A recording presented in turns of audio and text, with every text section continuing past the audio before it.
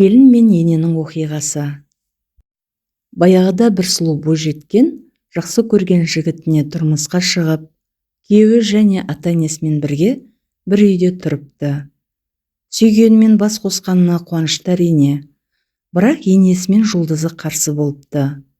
Екеуінің көзқарасы екі түрлі. Бірі жас, екіншісі қарт. Осы және басқа да себептердің салдарынан күннен күнге ұрыстары өрши бастайды. Жігіт болса, анасы мен әйелінің ортасында қалып, бақытсыз күн кешіп жатты. Жас келін күндердің бірінде, бұлай болмайды, бір шарасын табу керек деп, іштей енесінен құтылудың жолын ойлайды.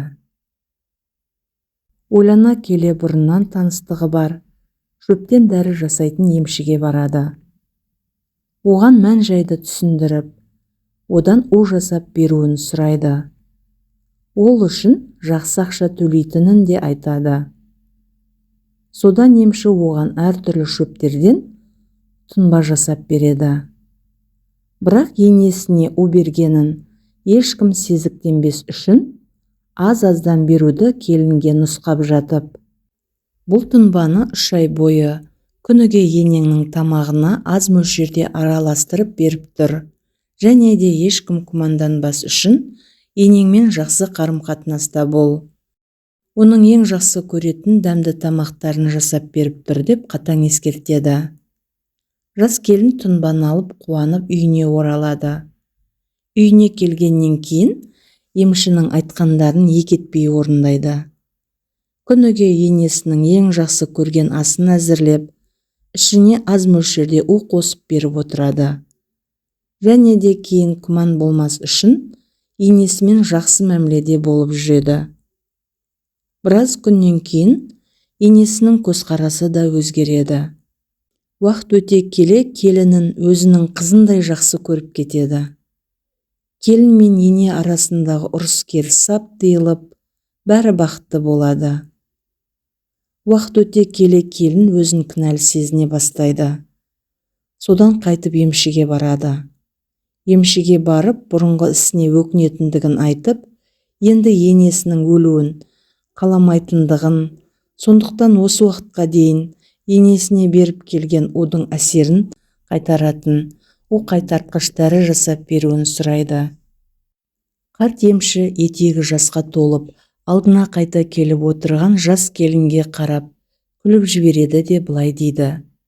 Уайымдама қызым, саған бергенім шын мәнінде у емес болатын.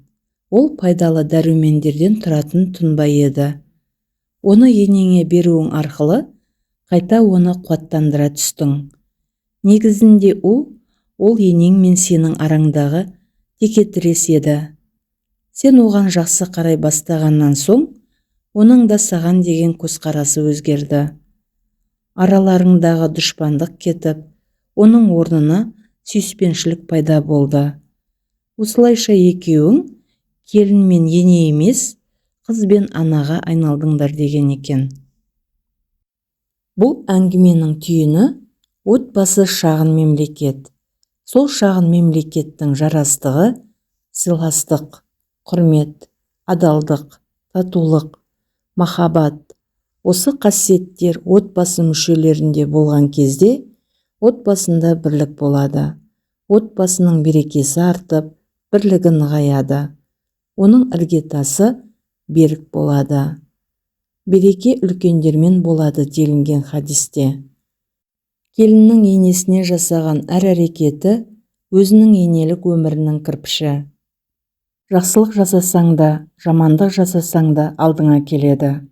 Сондықтан келген жеріңнен мін іздеме, нұр ізде. Назарларыңызға рахмет, сау болыңыздар. Әрдайым келіндер абыройлы, қыздар инабатты, ұлдар ұлағатты болсын.